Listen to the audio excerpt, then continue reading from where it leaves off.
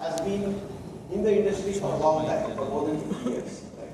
What it essentially used to do is it helps computers mimic human logic using various techniques, like if statements, loops, logic, etc. Under that, the next advancement that came is what is called as machine learning, where it uses machines or specific code to kind of understand patterns in data and build logical models automatically, so it is not hard-coded. Underneath that came the next advancement called deep learning, which primarily uses what is called a neural network, just the way our human brain works, in order to kind of perform tasks like understanding speech, understanding images, etc. And finally, under deep learning is the latest trend, the latest buzzword in the market, which is generative AI that we are now going to look at. And generative AI primarily means that it's a set of programs that are pre-trained on large amounts of unstructured data. So primarily look at it like this, right? Earlier we used to have something called RPA, we used to have something called automation and so on. They are all trained to do one specific task in sequence, which is pre-programmed. But in case of Gen AI, it is like building a superhuman program which kind of is trained across a lot of unstructured data so that it has the ability to process a lot of parameters, and the same program can be applied in a wide range of contexts. So it's all powered by something called foundational models, which takes a lot of investments to build, and now a lot of foundational models are coming to play, which is helping generative AI gain a lot of prominence and companies adopt Gen AI. Today, Gen AI is transforming all sorts of industries. I don't need to name all these industries, but every industry is using Gen AI in one form or another, and we will get into different types of use cases. But from an evolutionary perspective, all of this happened at an inflection point towards the end of 2022 when ChatGPT was released. It suddenly created a lot of interest, and then a lot of new foundational models, large language models, etc. were released. And entire 2023 was about identifying proofs of concept, looking at exploring, experimenting with Gen AI. Then, as a next step of the evolution in 2024, a lot of early Gen AI applications like chatbots, like RAG applications, etc., started to get into production.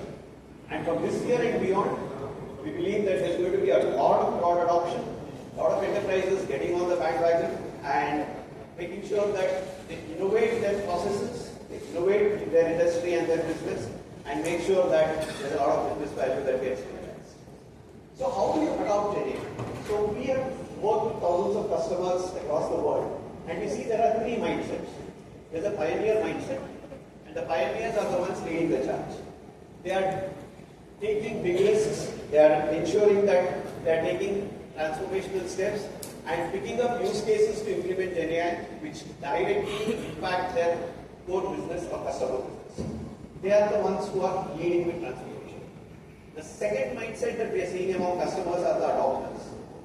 They want to adopt Gen AI, but they want to do it in low-risk projects, internal projects, small POCs, smaller use cases which directly don't impact their end business. So that is the second set of customer profile that we are looking at. And then finally we have the observers. There are a lot of companies that are observing what's happening. They still haven't picked up anything to kind of implement, but they are planning to look at how things evolve and then take a chance. Now, all these three mindsets are important. Each one depends on the strategy of that particular company. And very soon we are going to see a lot of observers becoming adopters, adopters becoming pioneers, and so on and so forth. And we look forward to that, things that are right. As I said, pioneer use cases directly get into the actual customer facing problems that are getting solved with generative AI. There are three examples that I have picked up. One is a law firm. Right? They are using a large language model to reduce research time by 30%.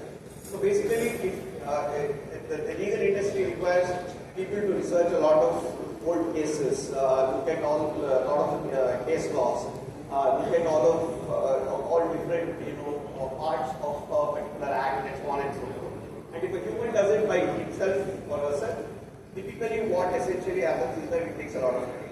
But by implementing something like a large language model, they are able to cut down 30% of the overall research time and get research done faster.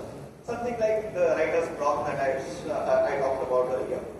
The second is a European-based education technology company. They are building an immersive precision learning platform. So every single person who wants to go and study something based on an initial evaluation will get a tailored path of hyper-personalized plan of what they need to study. A digital health insurance company is using GenAI for automated policy generation, dynamic customization, and for making sure risk assessment.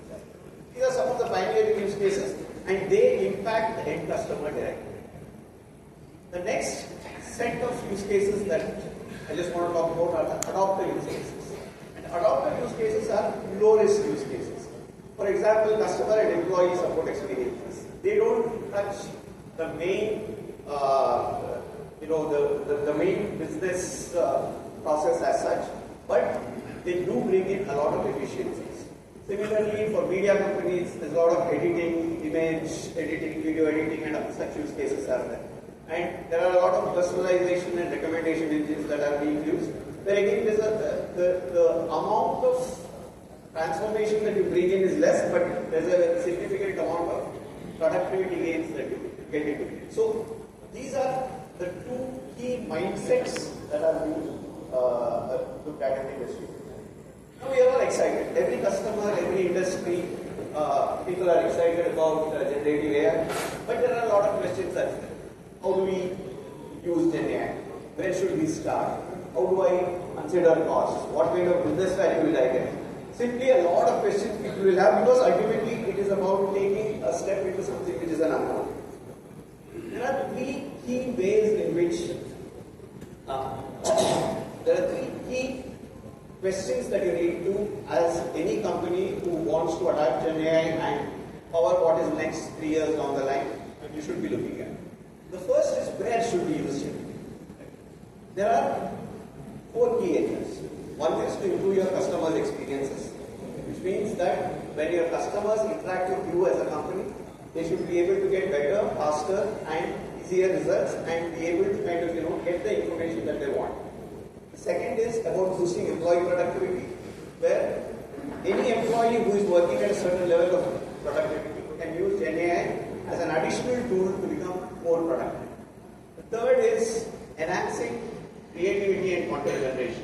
Again, the same, the amount of inputs that a generative AI tool can provide, or a generative AI solution can provide, is going to help enhance the kind of content that you create, whether it is a marketing content, whether it is documents that you generate, and so on and so forth. And the fourth is bringing in process optimization. It is all about automation, actionable intelligence, and continuous. There are a wide range of use cases. I don't even want to go individually in each one of these. Right? So each one of these has different ways in which you can look at implementing. You have chatbots, you have virtual assistants, you have AI-powered contact center that was spoken of in the video that Ankit put up. There's a lot of personalization that can be done. You can have conversational search.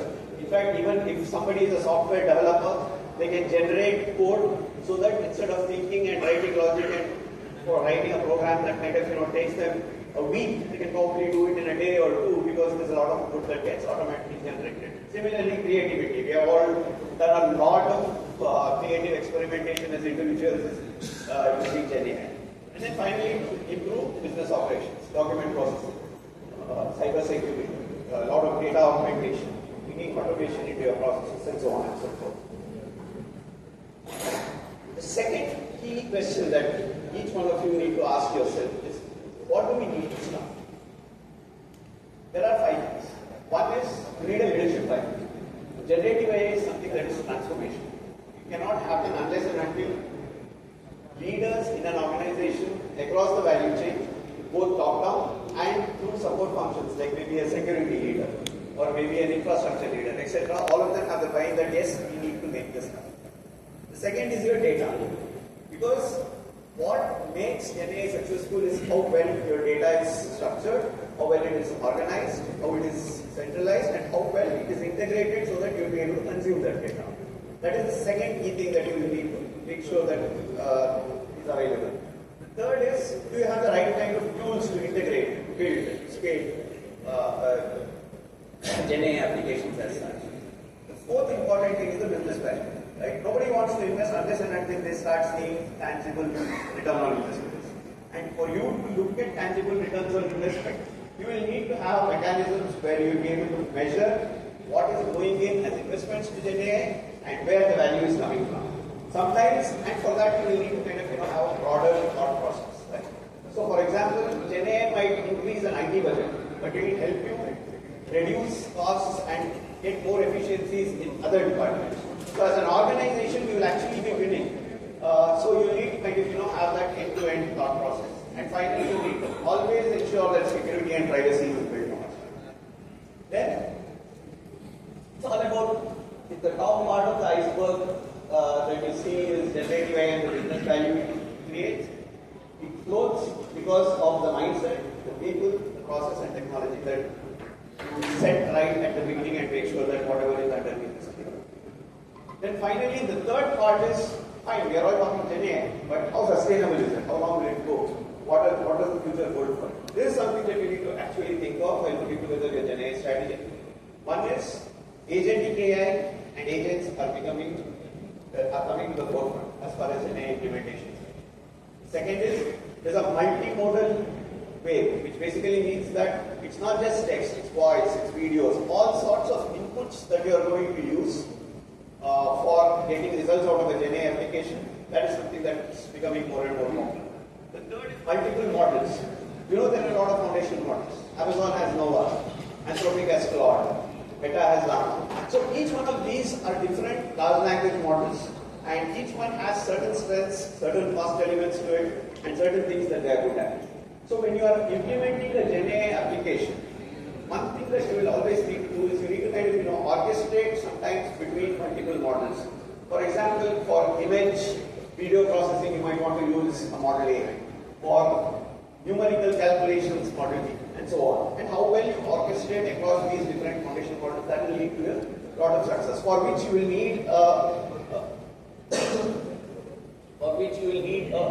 a solution that is going to help you not just focus on one particular foundational model, but give you the ability to navigate across multiple. And finally, you will need to always think of the AI policies and standards, which will help you prepare for the future. Legislation is evolving. Ethical requirements of AI are evolving. There's a lot of data-related regulations that are coming into play. So all of this is something that we will need to really think of as we are looking at implementing GenAI. Now, just like we had a GenAI evolution, even within GenAI, there's an evolution from solutions that require a lot of human oversight, which is like GenAI assistants, solutions that are practically independent like agentic AI systems. So there is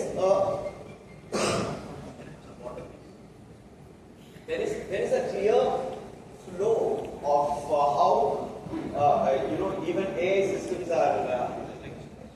Just give me a second.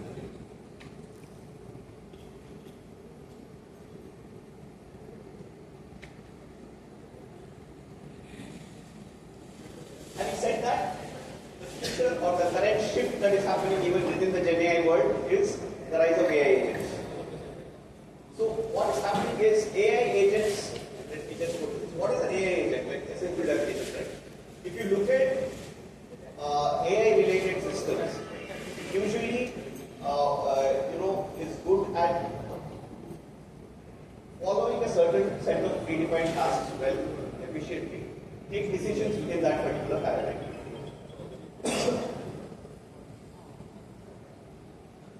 When it comes to an AI agent, with just a user prompt or query, the agentic system will be able to automatically look at what are all the options available. Reason, saying that, hey, is this the right way to go? Is path A the right way to go? Path B the right way to go? And interact with external environments, call the right kind of APIs, and make sure that the solution to the user prompt is given. Feedback taken from the user, and those interactions are kept in both long-term and short-term memory that will help the agent itself learn over a period of time. So it's just like bringing in a human and somebody who is well trained, and they go through a work experience, right? So agentic AI follows the same kind of a path, where an agent goes through a lot of interactions, and over every cycle of interaction it learns from past experience and starts getting better and better. Right now, enterprises are doubling down a lot on agents. Around 33% of enterprise software apps are expected to have agentic AI interfaces by 2028. Right now, it is, last year it was just about 1%. Around 15% of day-to-day work decisions will be autonomously made to agentic AI by 2028. These are all the analyst inputs that we are doing. And customers are already starting to deploy agentic workloads. This is a list of examples. You won't go into individual examples as such. This can be read up by you anytime. But primarily, if you look at each of these examples, what you will see is that what would typically take human beings a lot of time to process, that processing time has been cut down by bringing in a lot of AI and made the employees more and more efficient and more productive. Whether it is decisions on mortgages, whether it is doing analysis on issues, whether it is automating manual work, there is a huge plethora of use cases that you can look at as far as implementing Gen AI is concerned. And with AWS, we have been innovating with AI for over more than 25 years. There are a lot of metrics that you will see. I mean, we have Alexa, which has billions of transactions every week, and it is on a voice-based modality. We automate the processing of multi-million packages every day. We've got about 9,000 products sold on Amazon.com every minute. Each of these has been made possible because of AI, because the scale is this. And we have our own Gen AI innovations within Amazon, which is Rufus, Pharmacy, the ads that we use, Prime Video, etc. So, as AWS, we are very well suited to support people in their Gen AI journey. And because as a well-known and leading cloud provider, we take care of stability, we take care of reliability of agentic AI, and make sure that customers need not worry about these basics, but think about innovating on their business process. Then we leap into the kind of use cases that they want to get into. Look at the problems they need to solve without worrying, hey, should I think of infrastructure, should I think of AI chips, should I think of what model to use? We provide you all the basics ready so that your focus is more on innovating for your own business. That is where AWS comes into picture and our stack comes into picture. We have basically 3 layers. At the bottommost layer, which is the foundation, it's all about the infrastructure. Because AI basically requires processing a lot of data, processing it fast, and making sure that it is cost effective.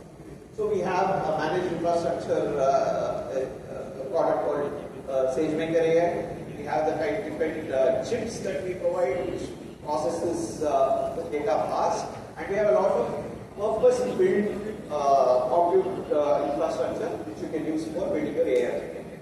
At the middle layer, you have the models and tools to build generative AI. It's primarily Amazon Web. What it helps you is not just, you remember I spoke to you about multi-model AI, where you use different models for different purposes and kind of orchestrate so that the best player comes in and supports the application and the process at the right time. Bedrock helps you do that. It's not stuck only one type of model.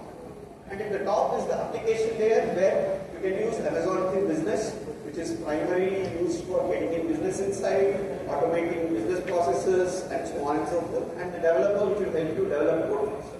So these 3 layers, the entire AWS generative AI stack, which ensures that we are very well suited to help you in your AI journey.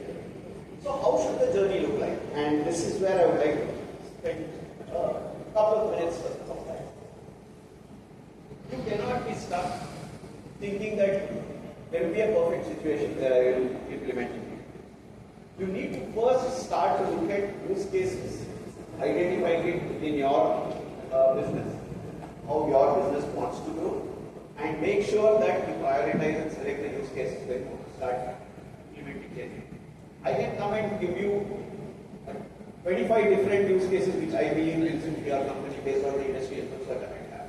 But that is not going to happen, because as a company who is stepping into the Gen AI journey, each one of you should actually sit and think about your own business processes, your own business models, how you want to grow, and get the use case discovery done.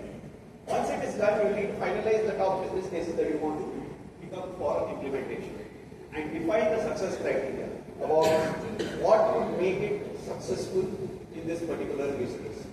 And then you need to decide on the models, the agentic AI frameworks that you want to use, and so on and so forth, which will help you come up with the complete technical architecture or the reference architecture that you're going to use to implement generative AI applications. Finally, you need to look at security, legal, and complex considerations, because that is very important. You might do a lot of good things, but if it does not follow the laws of the land or compliance, then it won't go for it. Then it will go for a loss. So each one of these is important. And finally, bring in the responsible AI consideration, because AI also has a tendency to misbehave, hallucinate, etc., just like humans. So each one of these has to be done, and you start small with 2 or 3 use cases that you pick up and start looking at value. Once you have established that there is a proof of value that you have come across, and you come to a decision point, from then it's all about development, implementation at scale, and ensuring that it is maintained well, and you start seeing business value. And the moment you see business value, cycle continues, right? So just like an AI agent or an agentic assistant keeps learning, we also keep learning by going through one cycle, looking at where you can do more improvements, and getting into the next step of this. So to do all of this, we have AWS.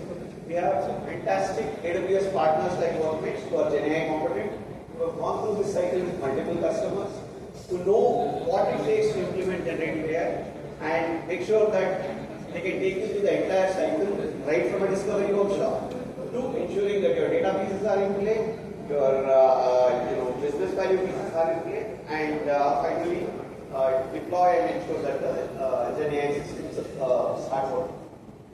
This in essence is what I wanted to cover. Thank you so much. And please do scan that particular QR code for some feedback. I would really appreciate it.